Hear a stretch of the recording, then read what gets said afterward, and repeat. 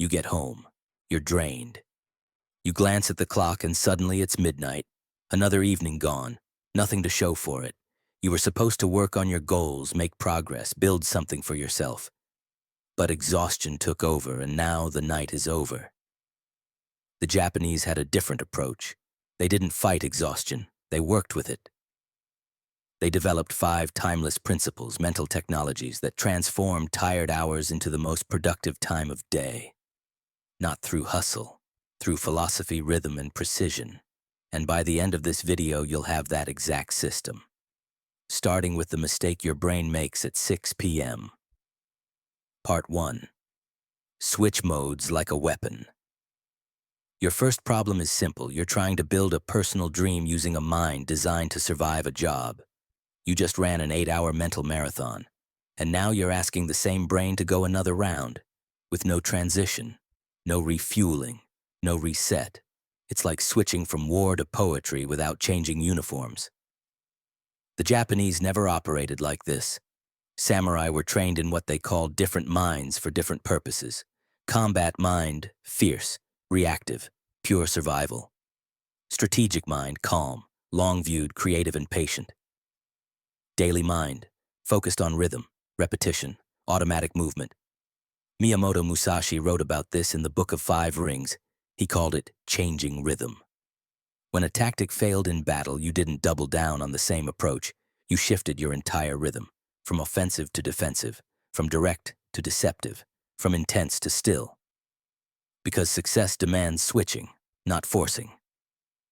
Here's what's happening to you at 6 p.m. You're still running work mode software. That software is built for one purpose: protect the paycheck.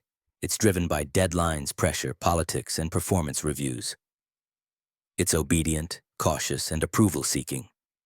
But when you try to use that same system to build a dream, launch a project, or develop a craft, it collapses. Why? Because growth demands a different system. Curiosity instead of compliance, vision instead of execution. Risk-taking instead of risk avoidance. You can't create with a defensive brain. The Japanese understood this. That's why warriors had transition rituals after battle. They cleaned their weapons. Studied philosophy, practiced calligraphy. They weren't decompressing, they were deliberately shifting minds. You need that too. Draw a hard line between work you and builder you. Work you follows orders, plays defense, avoids risk. Builder you creates value, takes initiative, follows a personal vision. These are not compatible identities. They cannot coexist. So the practical shift is this: when you leave work, leave that mental software in the parking lot. Don't check your email. Don't review your meeting notes. Don't carry the residue of office politics into your kitchen. Instead, walk through your front door as someone else. Someone building something that matters. But here's where most people fail. They exit work mode only to enter consumption mode. They go from serving their boss to serving YouTube, from answering Slack to answering Netflix's next autoplay. That's not switching to growth mode. That's just surrender. Which brings us to the second principle. Part 2. Collect weapons.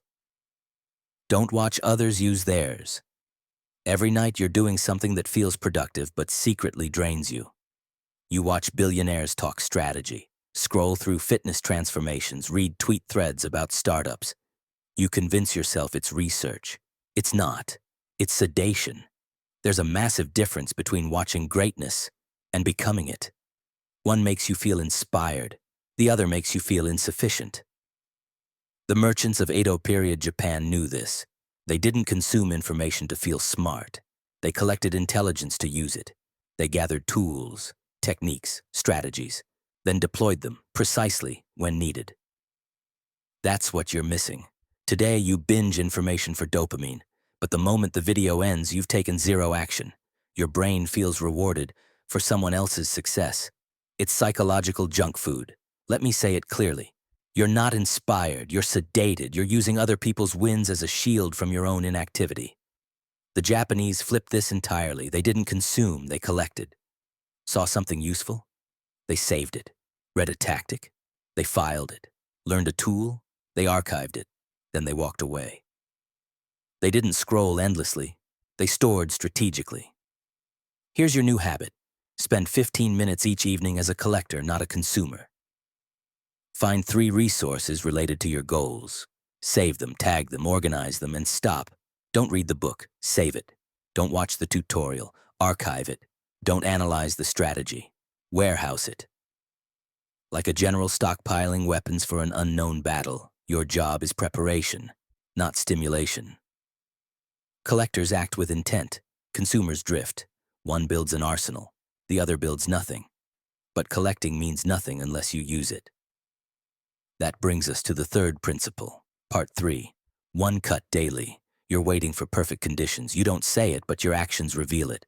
You're waiting for a free 3-hour block, a clean desk, a surge of motivation, 0 distractions, peak energy. Guess what? That day never comes, and that's exactly why you haven't started. Japanese swordsmen had a doctrine: one cut, one life. Every swing mattered. Every movement, even in training, had intention. No flailing, no wasted motion, just precision. That's your new mantra. One deliberate cut, every day. This is the true meaning of Kaizen, not the corporate buzzword, but the ancient philosophy of continual sharpening. Progress through contact, not perfection. Here's the shift. 10 sloppy minutes of real action beat 3 perfect hours of fantasizing. 1 sentence written beats 100 ideas in your head. 1 sketch beats 10 hours watching artists on TikTok. 1 call beats a perfectly planned sales script you never send. And let's kill a common mental trap, the all or nothing lie. You make a list of 10 tasks, complete 7, then feel like a failure. That's madness. If you hadn't made that list, how many would you have completed? 0. The list didn't make you fail 3 times, it made you succeed 7 times. The Japanese called this directional progress. The blade doesn't need to be perfect today. It just needs to be sharper than yesterday. Pick one thing, not 10. 1. Touch it, daily, for 5 minutes. Even 5 minutes sends a message to your mind. This matters. Still, start small. Stay consistent. 1 deliberate cut at a time. But what happens on the nights where even 5 minutes feels impossible? That's what the 4th principle is for. Part 4. Minimum effective dose. Some days you come home and you're just broken. Not metaphorically, physically, mentally, emotionally. Maybe it was the noise at work, the argument, the pressure, the people who drained you. You walk through the door and the weight is still on your shoulders. You try to shake it, but it lingers, so you collapse, you surrender, you whisper, "Not tonight." And then comes the lie, "I'll do it tomorrow." But tomorrow brings its own chaos. And the next day, another distraction, another excuse. 5 days vanish. You haven't touched your project. You haven't moved forward. Your goal now feels distant, like a stranger you once knew. This is how most people quit, not with a bang, but with silence. Not because they didn't care, but because they let 0 become their routine. The Japanese understood this risk centuries ago. Craftsmen, warriors, monks, they didn't rely on motivation. They relied on rhythm. On one simple law: keep the flame alive. Even on the darkest night, you protect the ember. Because once the fire dies, you don't just lose progress, you lose identity. And rebuilding that is far harder than maintaining it. Picture a blacksmith in the mountains of Japan. His hands ache, his mind is foggy, but he shows up. He swings the hammer once, not 100 times, just once, and that's enough, because the rhythm lives on. This is the art of minimum effective dose. It's not about making progress, it's about refusing to go dark. On your worst day, write 1 sentence, strum 1 chord, read 1 paragraph, send 1 email. Because 1 keeps your identity breathing, 0 suffocates it. The modern world worships intensity, but Japanese philosophy teaches consistency beats power. Your new mindset: on good days, grow. On great days, soar. On hard days, survive just enough to whisper, "This still matters." Think of it as progressive overload in reverse. If life throws weight on your back, don't lift the full bar, remove the plates, do 1 rep, or just stretch. That still counts. Same with your goals. Show up in any way you can, because even when you give 1%, you tell your brain, I'm still the kind of person who shows up. That signal matters more than any marathon session, because identity isn't built in ease. It's forged in resistance. This is how samurai trained through injury, how monks meditated through grief, how artists kept creating through heartbreak. They reduced their rituals but never let go of them. When life steadied, they didn't restart. They resumed. The groove was never broken. That's your rule now. If you usually do 5 tasks, do 1. If you normally create for an hour, show up for 5 minutes. If your energy is gone, give whatever you have left. But above all, never hit 0. Even the smallest action, the shortest effort, keeps your dream alive. The ember still glows, and tomorrow the fire can rise again. Part 5. Strategic void. You've switched modes, you've collected, you've practiced, you've preserved. But you still feel stuck, like something's missing. It is. Empty space. Look at your day. Every moment is filled. Podcasts during commutes, music while exercising, YouTube during meals, audiobooks during walks. Your brain is overloaded. Constant input, no digestion. You're not learning, you're hoarding. The Japanese have a concept called ma, the pause, the space between things. In music, it's silence that gives notes emotion. In art, it's white space that defines form. In life, it's quiet that reveals insight. Your best ideas don't come while typing. They come in the shower, during walks, in silence. Why? Because your subconscious needs space to assemble all the fragments, to solve, to imagine. Without emptiness, there is no synthesis. So here's the final command. Build nothing time into your night. Not rest, not recovery, void.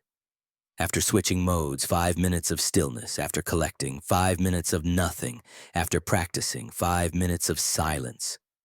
No screens, no journals, no breathwork, just space. This is where everything clicks. Where the weapons you collected, the actions you took, the flame you preserved, they alchemize into insight, direction, and clarity, but only if you give them room to breathe. What are you building? These 5 principles aren't separate. They form one system. Mode switching gives you access to fresh energy. Strategic collection equips you with tools.